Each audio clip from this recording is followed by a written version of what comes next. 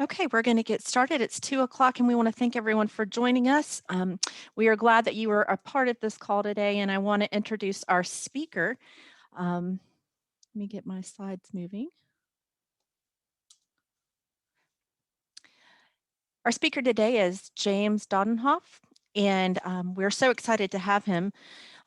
James has 15 years of energy efficiency experience and currently manages his own firm, Silent Running. James has received his MBA at UCLA with a concentration on energy efficiency and implementation and microgrid development.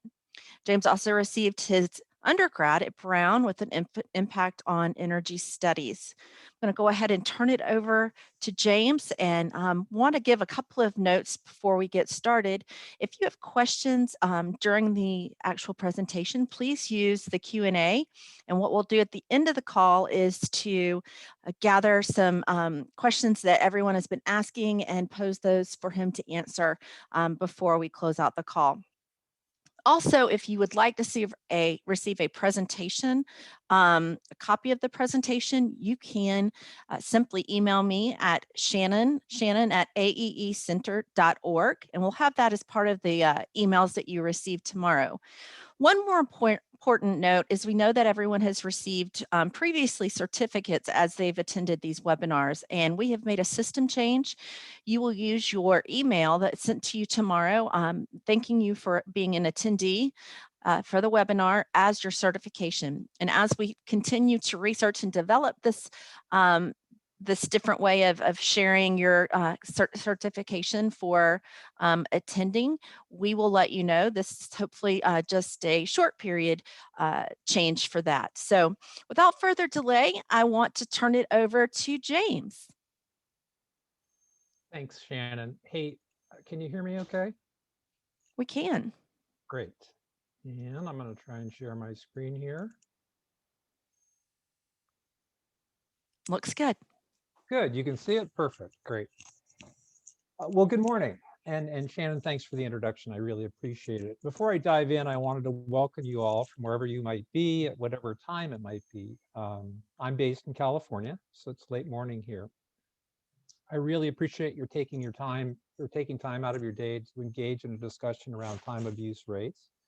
I'd also like to give a very special shout out to the Association of Energy Engineers. I've been playing in this space and sometimes trudging, as we all do, for over 15 years. And when I went to my first AEE conference in about 2005, I walked away with a profound sense of, aha, what AEE teaches and preaches lines up with what energy professionals are doing on a daily basis. Suffice it to say that Al Tuman, the founder of AEE, left quite a legacy, and one that now extends worldwide. And I hope that there are some people from outside the States online today. And who knows, one day maybe AEE will extend to other planets. If you're relatively new to AEE, I can't encourage you enough to join your local chapter and engage in the great conferences that they have and all the other activities and resources that they offer. It's a great organization, and I've gotten a lot out of it. So, and I'm really appreciative of the opportunity to talk to you today. Hope you get something out of it. And with that, let's go ahead and get started. Okay, if everything is working correctly, you should see a slide that says, what are time of use electricity rates anyway? Time of use, TOU, is a rate plan in which electricity rates vary according to the time of day, season, and day type. Day type meaning weekday or weekend or holiday. Electricity prices are higher during peak demand hours and lower during off-peak hours. Peak times may vary by rate and/or energy provider. In California, most of the IOUs, investor-owned utilities, are or will be shifting the summer peak period to 4 to 9 p.m. from what was the peak period of 12 to 6 p.m. And that's a later peak than what we've had historically. All TOU plans share a common theme. When electricity is used matters as much as how much electricity is used. In this particular example, I'm showing a graphical representation of the newly implemented Southern California TOU rates. Give me 1 second.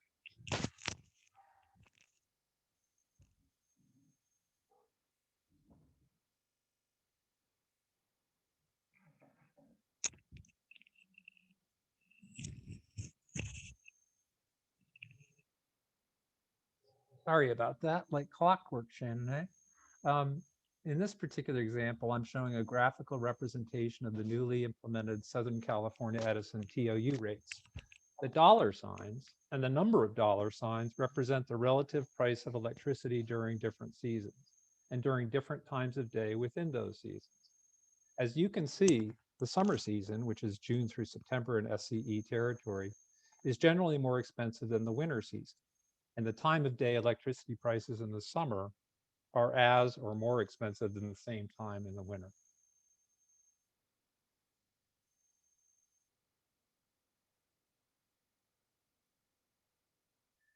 Just to orient you on this next slide, it provides a bit more granularity to the shift in peak periods. On the left-hand side is the shift that occurred during the summer season, and to the right is the shift that occurred in SCE's territory in the winter season from October through May.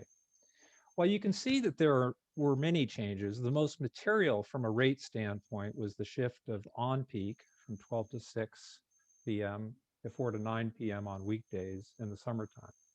While less material, the new rates also establish mid-peak pricing on weekends from 4 to 9 p.m., making that weekend period slightly more expensive. Finally, there are some periods that have been downshifted. For example, 8 to 12 p.m. on weekdays was mid-peak for SCE and is now off-peak. This has the potential actually of lowering per unit prices during that period. Next slide is a slightly different representation of the same concept and comes from Sacramento Municipal Utility District, or SMUD. SMUD services the Sacramento, California metropolitan area in Northern California. It's a community-owned electric utility and one of the 10 largest public utilities in the United States. While SMUD commercial customers have had time-based pricing for many years, the existing time periods no longer align with SMUD's cost to serve electricity. And that's according to SMUD. An accurate time-based rate structure has a higher price per kilowatt hour when electricity is most expensive to provide, and a lower price when it costs less to provide. Aligning rates to cost gives customers the opportunity to manage their usage and bills while helping reduce peak energy usage and the need to buy power from less environmentally sustainable and more expensive sources. But this slide provides a slightly different representation, as I mentioned before, and SMUD uses really three structures: peak, off-peak, and off-peak saver. This new rate structure is proposed to commence in 2021 with an 8-year transition plan and represents, among other things, a change from the current peak period of 5 to 8 p.m.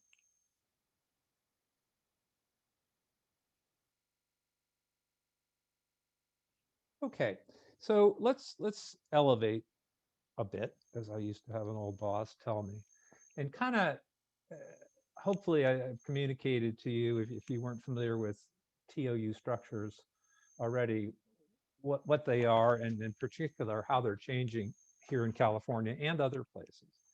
Um, Now I'd like to address the issue of why they're used. So TOU and demand rates are structured to help influence customer electricity consumption to maintain and control a utility's peak demand. The concept at its core is to discourage customers from contributing to peak load times by charging them more money to use power at that time. So kind of from an economics 101 standpoint, product price should reflect product cost, recognizing that this is not nearly as simple as it sounds, especially in a world, namely the electricity world, we have fixed and variable costs, where these costs are changing literally on a per second basis, and where it isn't always clear how these costs attach to individual end users, an issue of kind of rate equity. Under sort of an economics 101 structure, economics 101 would tell us that optimal pricing is established when the demand for a good, namely electricity, exactly matches supply. Now that's our perfect idealistic world. And as we all know, particularly in these times, that's the world we don't live in. First, much of the electric utility industry is not free market. It's regulated under the tenets that utilities are natural monopolies. Electricity pricing and tariffs are set and held fixed over a period of time. Yet electricity supply costs vary on a minute by minute basis. Kind of another dimension moving down the slide to a world of high renewables penetration has also impacting TOU pricing. And that, what we've had, as many of you are probably aware, at least in certain parts of the world and certain parts of this country, is significantly increased renewable generation, especially solar, at least in California. Um, and it's been a major factor in changing the dynamics of TOU pricing. As rooftop solar in particular increases, it lowers the supply requirement for utilities. Utilities need to obtain less supply with the benefit to the grid of rooftop solar. That in turn depresses cost and price. Conversely, as rooftop solar supply fades towards the end of the day when the sun goes down, the supply of electricity required from the utility increases along with the cost. So by implementing TOU and having peak periods correspond to the times of highest electricity cost, a pricing signal is sent to customers, and today I'm really focused on C&I customers, to use less during this peak period. Now, and it really struck me, particularly back over the past 15 years, is advent of smart meters has really been an enabling technology for time of view rate types. Most of California um,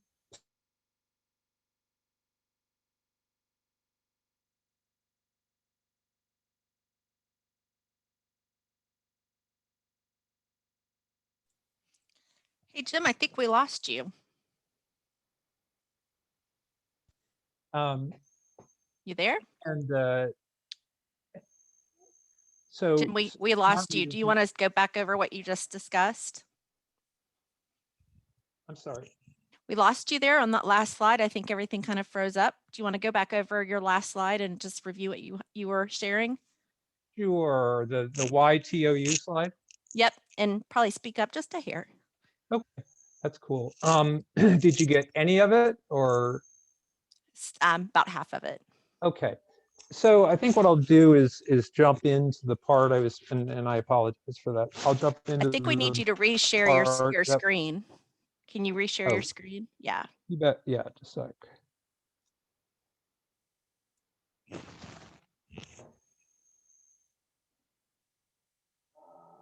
Give me one sec.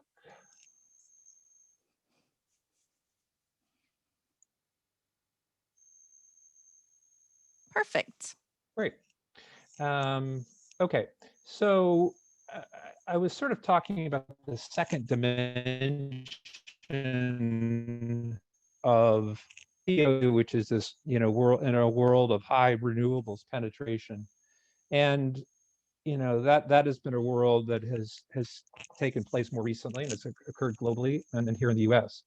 Increased renewable generation, especially solar, has been a major factor in changing the dynamics of TOU pricing. As rooftop solar penetration increases, it lowers the supply requirement for utilities.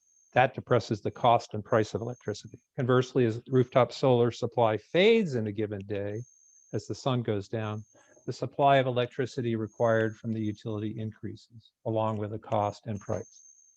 So by implementing TOU and having peak periods correspond to the times of highest electricity cost, a pricing signal is sent to businesses encouraging them to use less during this peak period. Now, one thing I wanted to mention, I was emphasizing when I think I lost many of you, is that it's important to realize that TOU pricing and rate structures are really enabled by the advent of smart meters. And that's been a huge change really only over the last 10 or 15 years, and not complete in certain areas. In California, we have smart meters in most of the utility jurisdictions, but not necessarily all. But with smart meters and kind of the standard 15-minute interval data, you really have the ability to monitor um, time of use on a daily basis, and that's important. And finally, for those economists, um, in my opinion, TOU is a predecessor for real-time and dynamic pricing, and there's certainly been plenty of discussion about that here. It's often seen as electricity pricing, along with other types of pricing, the sort of dynamic pricing where you pay exactly what the costs are at the time. So I'll just mention that. So um, focusing a little bit on the United States and kind of getting a feel for TOU rates, and again, focusing in particular on C&I, you get here for how many utilities in the United States have TOU pricing for their business customers in some way, shape, or form. And this information comes from the U.S. Energy Administration. TOU rates date back to the 70s and 80s, and the technologies or means by which to get that information at that time has certainly changed from now. I think another point to raise about TOU rates is that in some cases they're voluntary, you can opt in, but in other cases they're mandatory, which means that you either don't have a choice to opt out, or you can opt out, but you have to take that step to do it. As can be seen from the chart, roughly 80% of utilities have some sort of TOU rates for businesses. And when you really dive into the data, the few utilities that don't have TOU rates for business are primarily co-ops where there's likely few business customers, or where utilities haven't deployed advanced metering devices. And then maybe broadening the picture to our AEE international contingent. Also, an expansion of TOU rates internationally, and one that is continuing to grow. I'm not as close to that, of course, as I would be in the United States, but Ontario, Canada has been very progressive in that area with a simple 3-period TOU rate. They've actually deployed it to residential and small commercial and industrial customers as a default rate. In Italy, they've sort of been on a long path of implementing TOU rates for low voltage residential customers.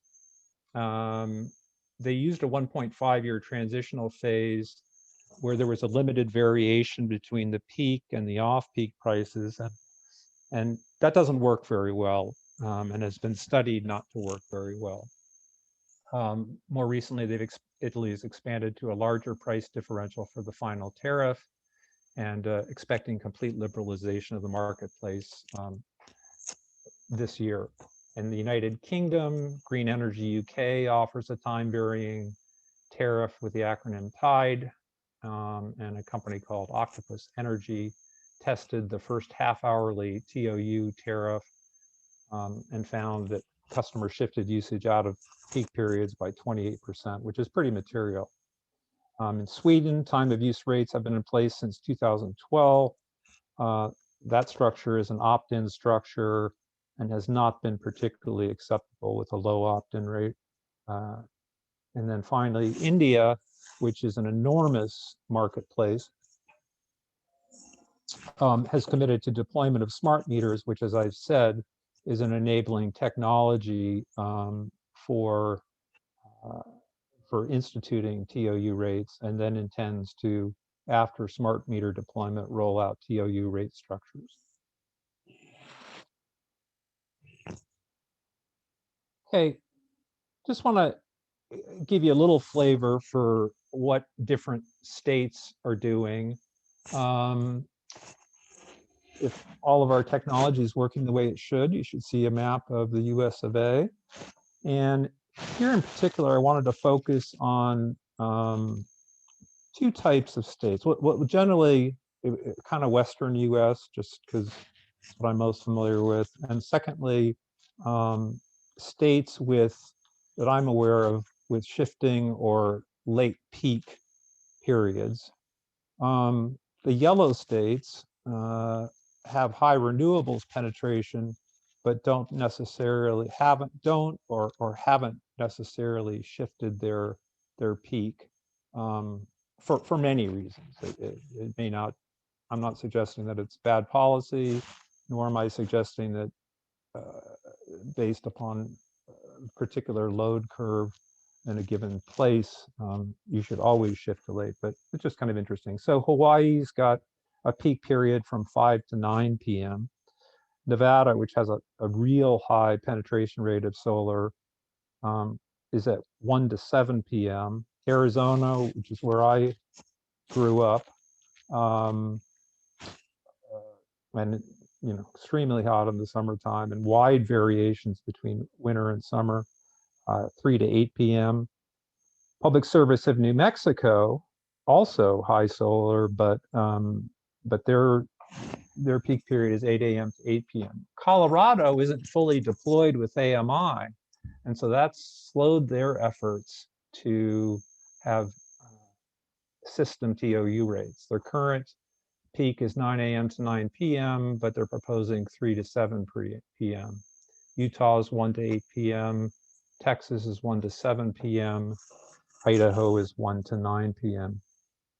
Just kind of as a side note, I was sort of curious. In the United States, the top 5 states for generating wind, based upon the overall portion of their production, are Iowa at 41%, Kansas at 36%, Oklahoma at 31%, North Dakota at 25%, and South Dakota at 24.4%. So up in this neck of the woods. And it kind of begs the question, is it like solar? Can you predict the wind? And if you can, should you change peak periods to reflect that?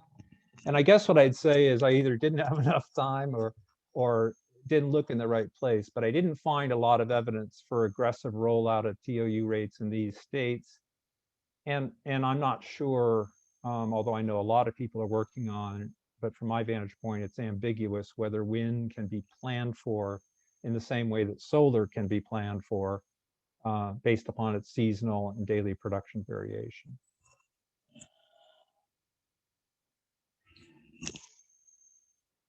Oops, sorry about that.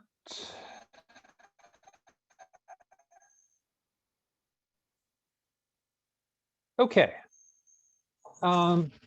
So I want to orient you to this slide just a little bit. The x-axis is a 24-hour day. You can see the numbers going from 1 to 24. And the y-axis is the hourly average demand as a percentage of seasonal peak. So that it's sort of a normalized demand. Now this is from the state of Florida. The blue curve is winter and the red curve is summer. Note the patterns. In the summer, there's one single afternoon peak. In the winter, there's a double peak. And in this case, where the morning peak, if you look at the blue curve, that morning peak is actually higher than the afternoon peak. And Florida is really interesting. An old colleague who I think is like in one of the AEE leaders, lifetime leaders, a guy named John Masiello, spent a lot of time in Florida. And I remember him sharing with me the anecdote that in some years, the peak electricity demand in Florida for some parts of the state is actually in the wintertime. And this relates to the fact that Florida often has 1 or 2 very severe cold snaps per year, and a high proportion of heating load is electric. And the customer response to these events is kind of crazy. It's sort of like California when it gets real cold here. We don't know what to do, so we just blast the heat. and that creates a very high peak demand. So sometimes, while most places in the States, most I say, have uh, peak, seasonal peak in the summer, some do not. And surprisingly, in some years, Florida doesn't. Um, and just going a little bit farther about Florida, Tampa Electric Company has a peak period where in the winter, from November through March, uh, their peak periods are from 6 a.m. to 10 a.m. and 6 p.m. to 10 p.m. While as in the summertime, their peak is from 12 to 9 p.m. So I like Florida as a means of pointing out that I think it's a great example of how daily and seasonal electricity load curves can vary by location, and they're driven by many factors which influence consumer consumption. Daily loads, daily load curves tell a story. In addition to telling a story, they vary by market sector. And this particular slide is dated, but it's really purposefully dated, particularly given some of the other slides I want to show you. It's from the summer of 1999, same kind of setup. Demand on the y-axis, time of day during the day on the x-axis. But remember, in the summer of 99, this is really pre-electric vehicle and pre-heavy renewables penetration. The maroon total demand curve presents a bell curve shaped similarly to what we would expect. And at that particular time, it had an extended peak of from 2 to 6 p.m. What gets interesting is when you disaggregate that demand into the different sectors. Agricultural and industrial demand curves are relatively flat, with activity really not necessarily tethered to specific periods of time in the day. Commercial loads, on the other hand, the largest sector in this representation, and I would imagine still probably the largest sector in California, have what I'd call a slightly left-leaning peak, which tops out at about 2 in the afternoon. Residential demand curves have a right-leaning peak, with demand topping out at about 6 p.m. for this particular day and season. Once again, each of these market curves tell a different story. And of course, the story changes every day based upon many factors. Is it a weekend? Is it a weekday? What was the weather like that day? Was it a holiday?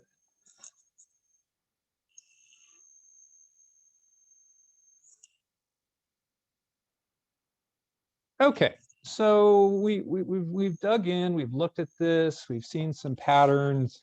So what's the problem? Well, let's fast forward, and in particular, what's the problem that we as energy managers and our clients might be faced with and trying to solve, and how do we try and solve it? So let's fast forward to December 20th, 2019.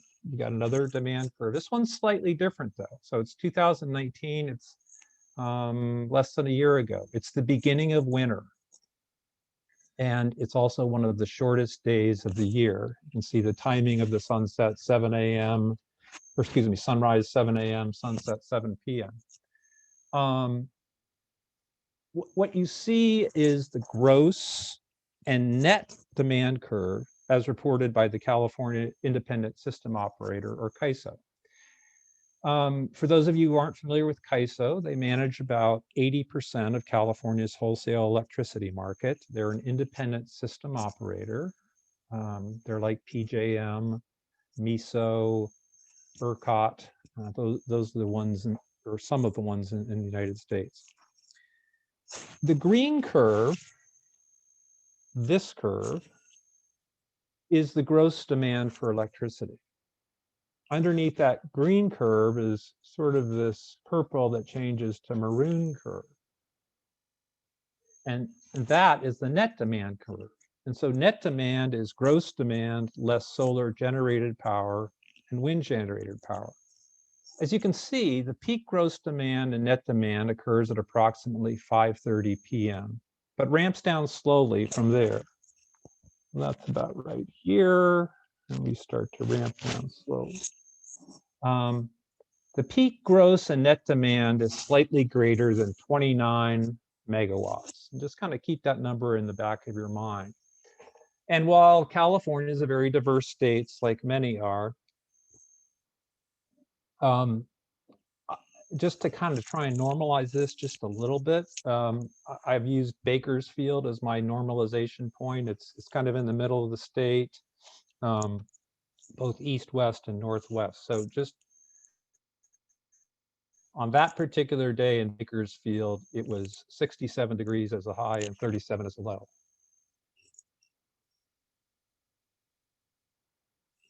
Okay. So you're probably still not quite sure what the problem is and whose problem it is. Now this slide's another daily demand curve from CAISO. However, this is from August 14th, 2020, which was a very important day in California. First, it's the dead of summer in California. Note that the gross demand peak occurred at approximately 5 p.m. Right about here. But the net demand peak occurred a couple hours later at 7 p.m.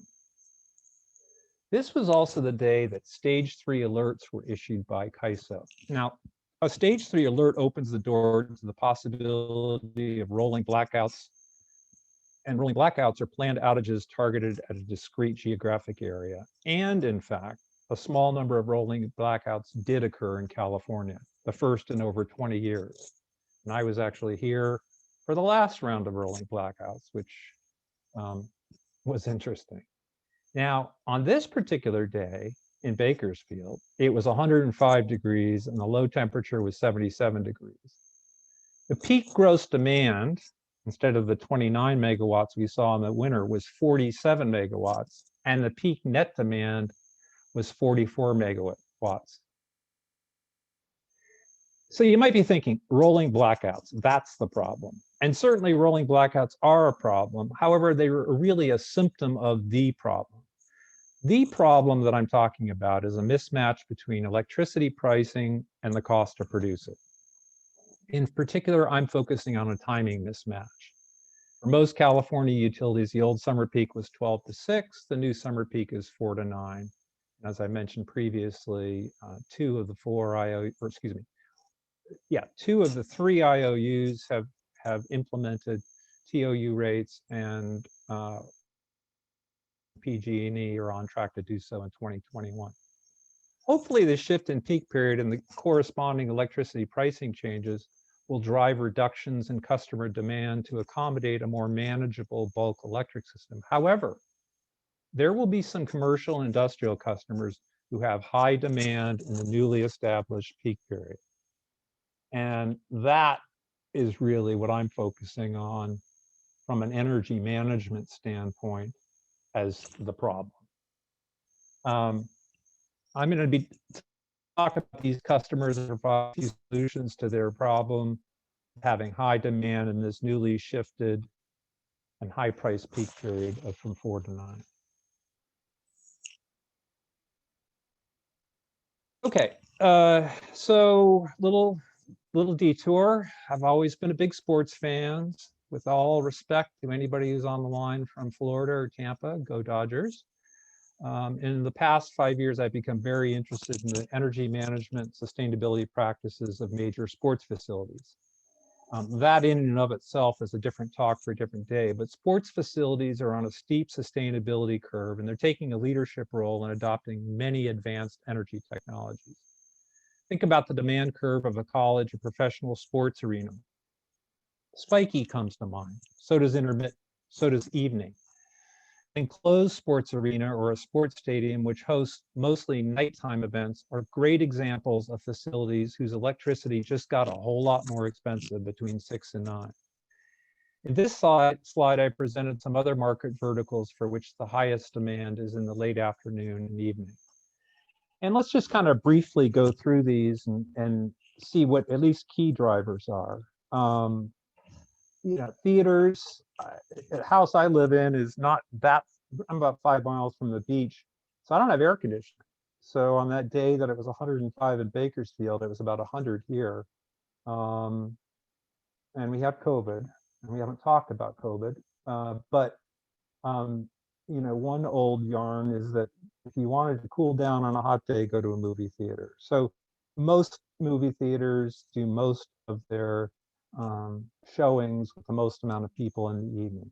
Casinos are certainly late peaking facilities, even though there's a certain irony there that when you're inside a casino, you never know what time it is, outside at least. I've talked about sports arenas. There's Dodger Stadium, it's outside. There's Tropicana Field, it's inside.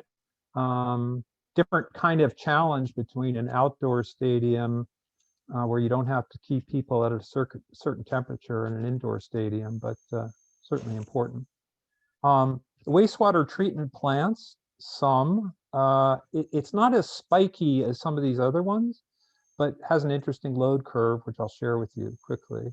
Some restaurants and taverns, particularly those that are focusing on serving dinner. Some hotels and motels, particularly those that are primarily just in the lodging business and not doing a lot of conferences. And then some fitness centers as well, where the majority of its clientele are going there after work.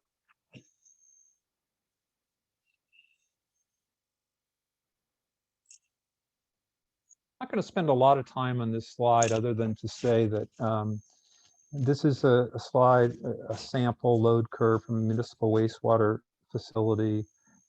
This is the summer, this is the winter. I'm going to focus on the summer primarily, but in general, in the absence of managing that load some way, most wastewater treatment facilities have kind of a double peak, one in the morning a little bit, and then one in the evening as well.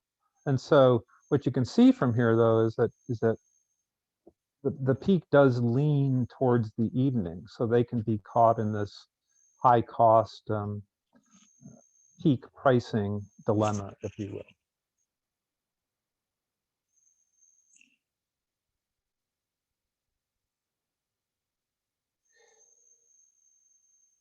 Okay. So, the C&I market verticals that I've highlighted and others have this problem or challenge, if you will. They've potentially inelastic electricity demand that has suddenly become very expensive. So now I want to talk about some strategies that we as energy managers can bring to these customers to help them overcome their problem and to potentially end up with a more cost-effective, resilient, and sustainable energy system. So one technology, I told you I was kind of a sports nut, and I'm kind of an LED stadium lighting nut as well. And LED stadium lighting has really taken off. The LED stadium lights typically replace metal halide lights. The kilowatt reduction potential is enormous, up to 60%.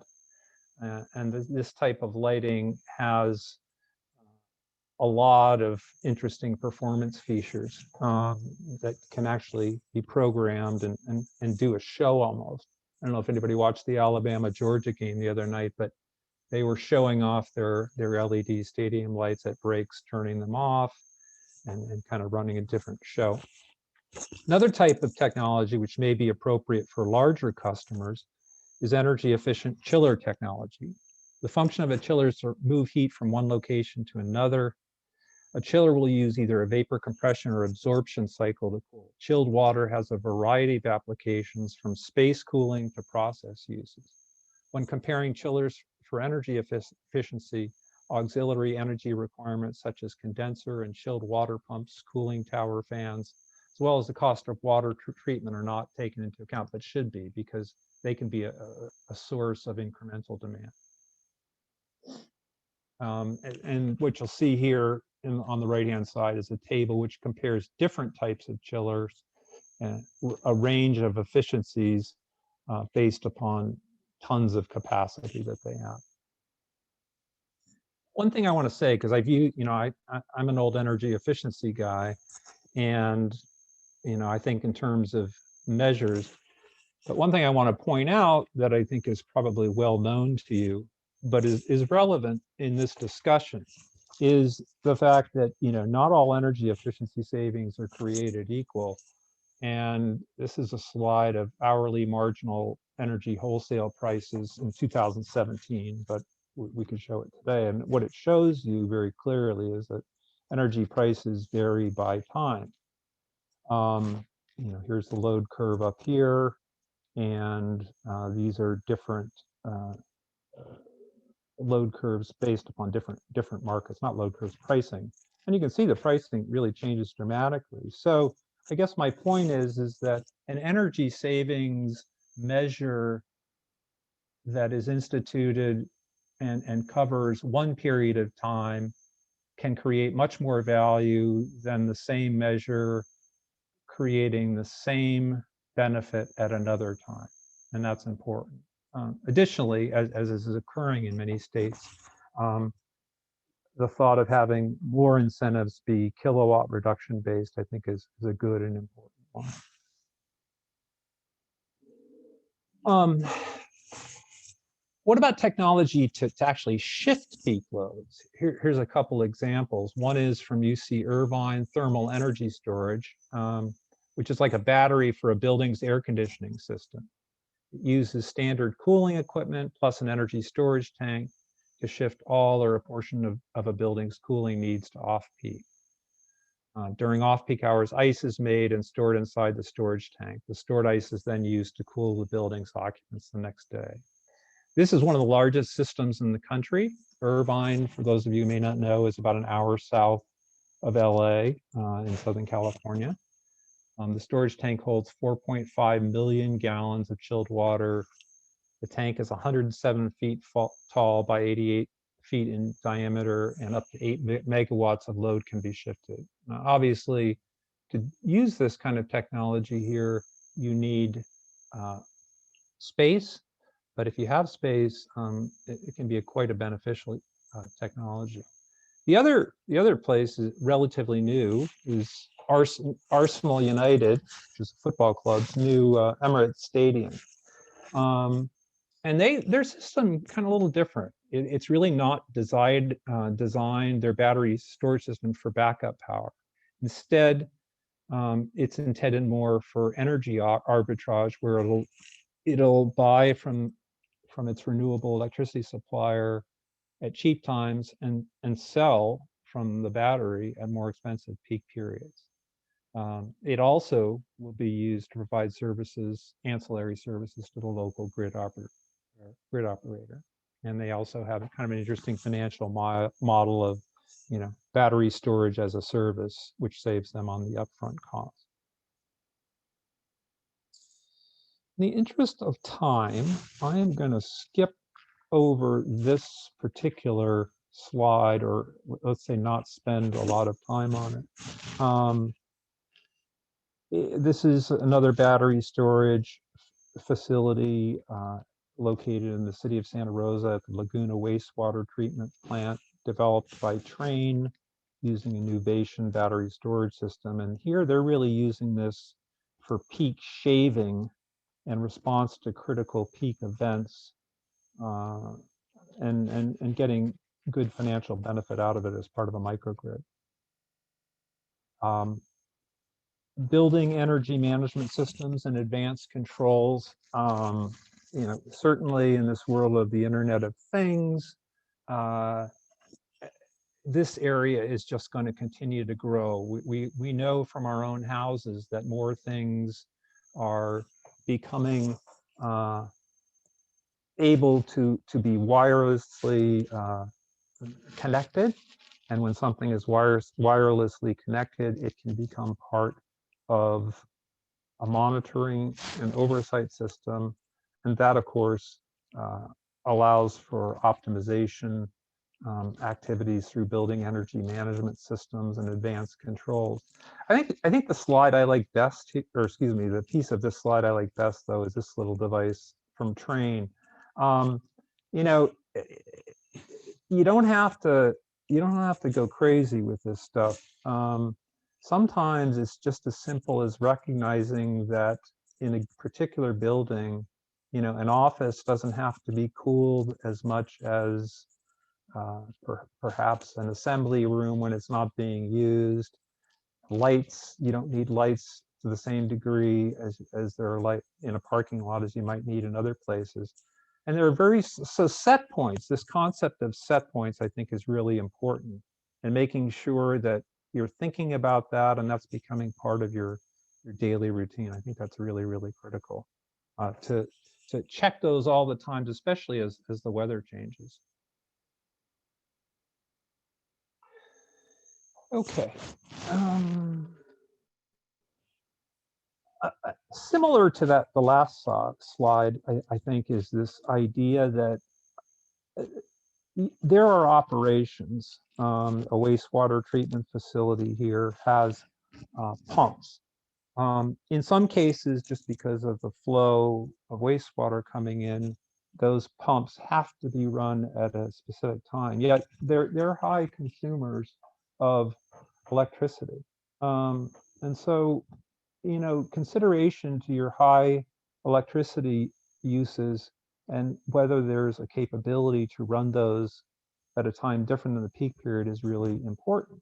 Um, and there's some just great technologies coming through on electric vehicles. I've got a Chevy Volt, and it's very small. This is actually a commercial vehicle fleet. And, there just are a lot of systems out there and a lot of companies out there that really provide a turnkey solution for commercial vehicle um, recharging, where they sort of know how much recharge is needed. They know how long that will take. This is particularly true for level 2 chargers and DC fast chargers. And then create a window uh, to charge that is optimal from an electricity rate standpoint. And I will tell you that electricity charging of vehicles is high demand. Um, just as an example, in my house for my Volt, my level 2 charger can get up to 6 or 7 kilowatts. Prior to that, the highest demand I had here in my house was 2 to 3 kilowatts. So it's high, it's definitely high demand consumption. Sorry, I went the wrong way. Oh, give me one section.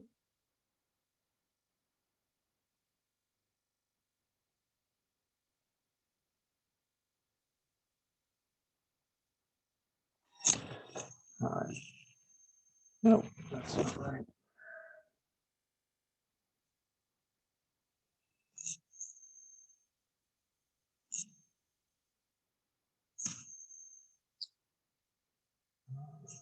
Do this another way.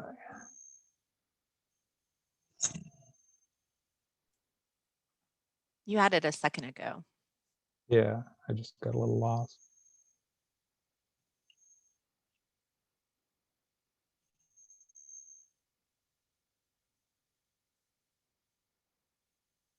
Hmm.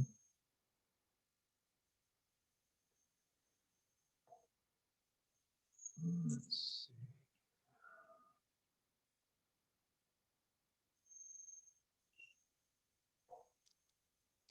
You just had it. Yeah. Okay.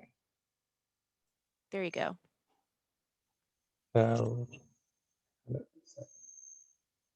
all right, I'm going to leave it that way and wrap this up.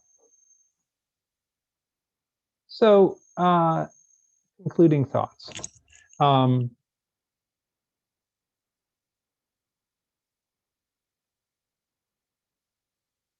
a couple of sort of lessons learned, and this is not really intended to be a sort of a design study, but clearly instituting TOU rates is great, but it's really important to have rates where the difference between peak and off-peak rates are at least 2 to 1.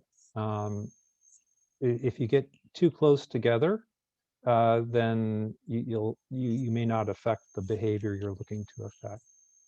Um, you know, I haven't mentioned COVID here, which is kind of crazy, but clearly COVID has an impact on all that we've discussed. I hope as I'm sure all of you do, that we at least get to some semblance of normality. There certainly are not, movie theaters, at least in California, are closed. But the COVID impact is huge, and I can tell you that with respect to all of this, looking at demand curves and peaks in a COVID environment, people are looking at that. I will also tell you that system load curves are going to continue to shift. I mean, so this is going to be an ongoing deal, and I mentioned real-time pricing before. And so as a business, managing your energy, that's kind of critical too. And then, finally, it's really important to understand your load curve. Or if you're an energy manager, your client's load curve, and to recognize that there may well be use cases beyond economics. I've kind of focused on economics, and there's another slide in the deck that talks about decarbonization that I didn't get to. But there are other big factors. Decarbonization is one, your customer experience. The movie theater, oh yeah, let's just turn it up to 80 degrees. Well, I don't think many people are going to go to a movie theater that's 85 degrees. Resilience is an important use case. And then finally, regulatory requirements, things that you're required to do. So some of these are parameters that can be more important than simple cost minimization. So apologies for a little bit of the technical blips and the dog barking at the postman. And with that, I will take any questions you might have at the time we have remaining. Here's my contact information. If any of you are interested in talking more about this, don't hesitate to reach out to me. So Shannon, should I stop sharing? Yeah. No, just keep that up for right now. I really appreciate the job you did. It was excellent. I want to thank you. And I also want to just list out some of the questions we've had during your presentation. We've got about 8 minutes, so we will give that time over to our attendees so that they can ask you some important things that they'd like to learn about. So the first one we have says, would you say that TOU pricing would make battery slash energy storage projects more economical? Yes. I'm going to try and keep my answer short. Yes. That's your short answer. Okay. Yeah, yes, because batteries create a means by which you can essentially consume less energy at high electricity and provide at high electricity rates and provide from the battery electricity to your plant at lower electricity rates. Did I say that right? Or no, you buy from the utility at lower electricity rates and use stored energy in a battery when the electricity rates are high. So yes, definitely. Okay, great. If there is ever a transition from natural heat to electric, do you think we will see more on-peak TOU rates during the wintertime?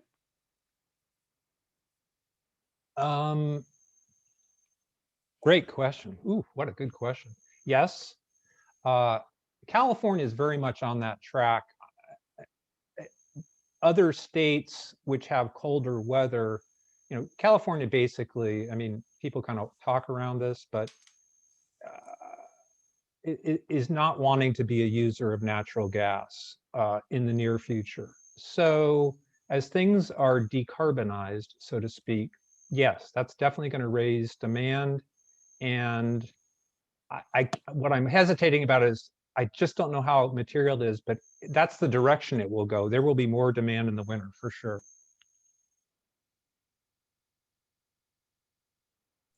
Okay.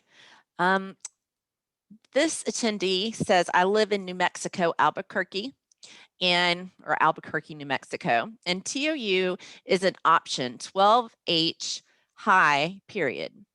Rates don't balance at all for residential, and a rough calculation just now more than doubled at 6 kilowatt bill, which in parentheses says $60 goes to $128, and including a tripling the fees. I'm a fan of this in theory, but it seems counterproductive. It seems obviously so that I feel like I'm missing something. So can you speak to that a bit? First, I would say, I think the best the best way I can address this is if I chat with this person offline. I'm very familiar with public service of New Mexico and have spent a lot of time in your beautiful city of Albuquerque. I think you're speaking of residential rates, so it's almost as if I'd like to look a little bit closer. But yeah, something sounds, I would say, a little bit squirrely. I will say I try to kind of stay away from residential time of use rates because that's kind of a whole different animal with a lot of political and social equity issues. So I'll just leave that one there. Okay. Does electricity have a predictable pricing elasticity coefficient? That is, you can predict how much the load will go down if you double the rates during the peak. Um, Sounds like an economist. Uh, yes. Uh, how accurate it is remains to be seen. But in preparing for this presentation, I did come across quite a number of academic studies. Uh, and if that person can contact me, I can give you some resources about this because it is studied very well. The best I want to say now is kind of what I said in the presentation is it can't be just a little bit. A little bit is like a 10% or 20% differential. It's got to be material. Um, I don't believe that we could say that we can say, well, if we set it at a 55% differential, we're going to get demand reduction of 28.3%.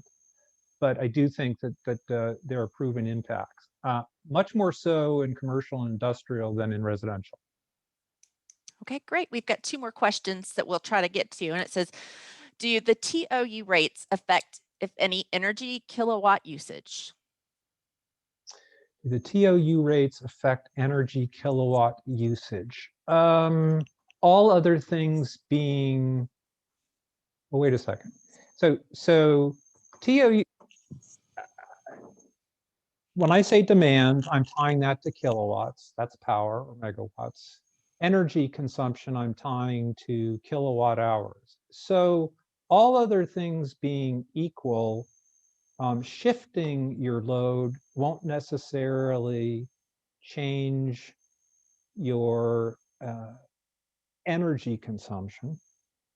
However, using energy efficiency where you reduce your demand, like the stadium lights, but are using them for the same amount of time, has, definitely has the benefit of also reducing energy consumption as well. So kind of a long answer to the question, but Okay. And what are your views on transaction energy? Will this become more of a more widespread in the future? my views are I wish I knew a lot more about it. I wish I understood blockchain a lot more. Yes, I think it's coming. Um, I always think of like if you live in a community that's got bike sharing, and you pull up your phone and like, where's another bike? Where's capacity? And so that's kind of how I think of it. But I think it's more than 10 years away. That's pure speculation, but that's what I believe. Okay. Well, that is all for our time. Jim, I want to thank you again. You did a wonderful job, and we're thrilled that you could come and speak with us today. I do want to have just a few more announcements that are on AEE's forefront. The AEE World, originally being held in Denver, Colorado, has transitioned to a virtual event the week of November 30th. So please continue to check our websites. I'm excited to announce that the 2021 AEE East Call for Papers has opened. This event will be held in Boston on March 24th and 25th. So make sure you submit your papers to AEE before October 23rd. And stay tuned. In 2021, we are going to have some international webinars. We know that we've got quite a bit of folks that are calling into these webinars in the middle of the night, and we don't want that. So we're going to do the best that we can to make these webinars available internationally. And our next webinar will be November 14th. and it is with Sandy Freed and Susan Hulk, and it's Pain Points and Solutions for Successful Energy Submetering. Um, Thank you so much again, Jim, for your presentation. We think Thank you. our attendees are valuable, and we're glad that we were able to spend some time with us this afternoon. And we look forward to speaking with you in November. Thanks so much. Thank you. Bye bye.